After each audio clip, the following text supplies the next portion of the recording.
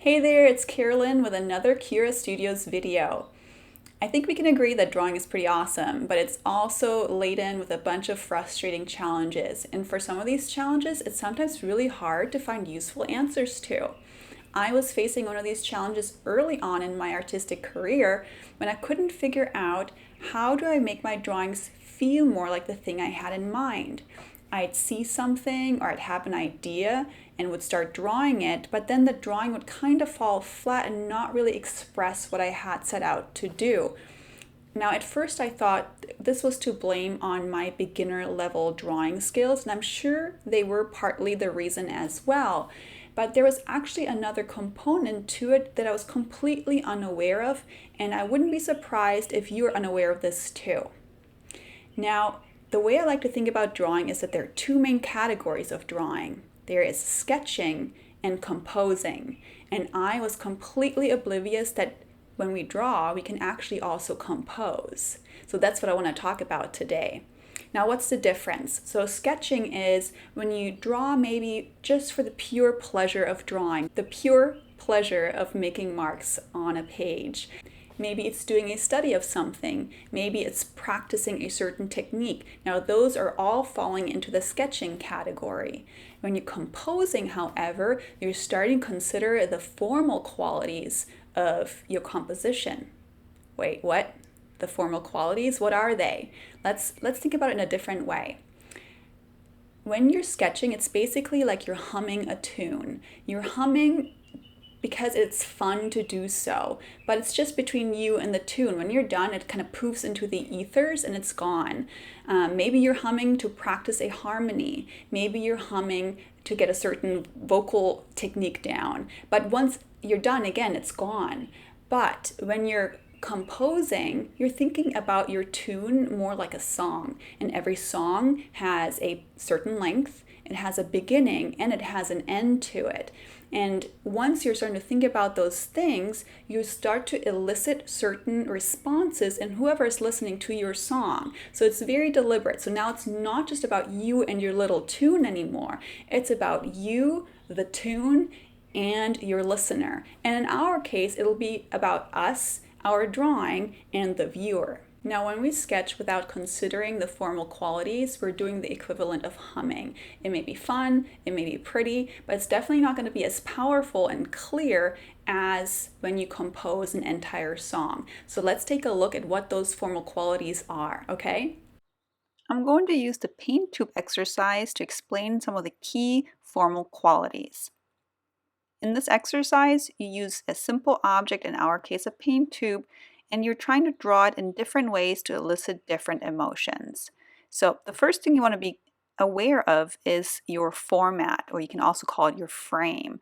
It's the equivalent to a song's length, and you have a vertical option, a horizontal option, and a square option. Of course, you can go wild and go oval and round as well, but traditionally it's mainly vertical and horizontal that we're choosing from.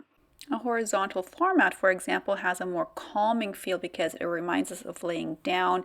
We read it gradually from left to right, whereas a vertical feels more upright, a bit more energetic. It speaks of perseverance.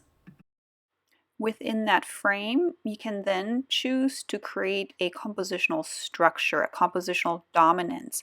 It's where you decide, is this going to be a symphony or a folk song?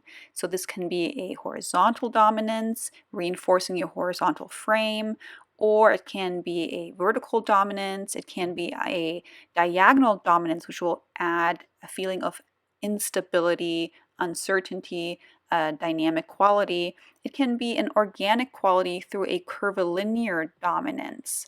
You also want to be aware of certain compositional principles like visual weight, shape language, placement, scale, your value key, and visual paths or viewing speeds. Now let's look at visual weight. Anything within your frame has either a lot of visual weight or little. Things in the center have not as much visual weight as things that get closer to the edges. Now this is a little bit counterintuitive, and I will elaborate on this next week in the next video. The closer you get to the outer edges, the more visual tension you create, and the more visual weight it has, the more it will attract the viewer's eye. Now you can use this to make it feel uncomfortable, or you can use it to create a harmonious balance. So the placement and the scale of your items within the frame are some of the principles you want to pay attention to because they have an effect. Further zoomed out will feel different from further zoomed in. Another thing you want to pay attention to is your value choices.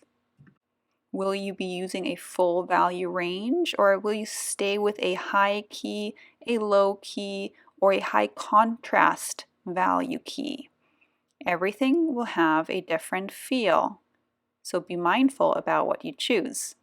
Now to summarize this, next time you want to compose something, you begin by placing your drawing inside of a frame. With that frame come boundaries, and those boundaries establish relationships, and with those relationships you create visual structure. If considering the formal qualities of your format strikes you as stifling or restrictive, I want you to think about this again. Consider an artist like Shakespeare. I would argue that his artwork has held up over the centuries, not despite, but because of these formal norms that he was adhering to. And the same will happen for your artwork too if you start to think in compositional terms and not just in sketching terms. The Irish poet Michael Longley says it like this: "Form is a way of conserving energy. The energy soon leaks out of an ill-made piece of art." Now, does that mean that your drawings have to end up looking traditional or antiquated? Not at all. It only means that it doesn't just matter what you draw, but it matters how you draw it and how you present it. Now come back next week where I'll show you how to use thumbnail sketches and help you better achieve your vision that you had in mind. Oh, and by the way, are you on my insiders mailing list yet?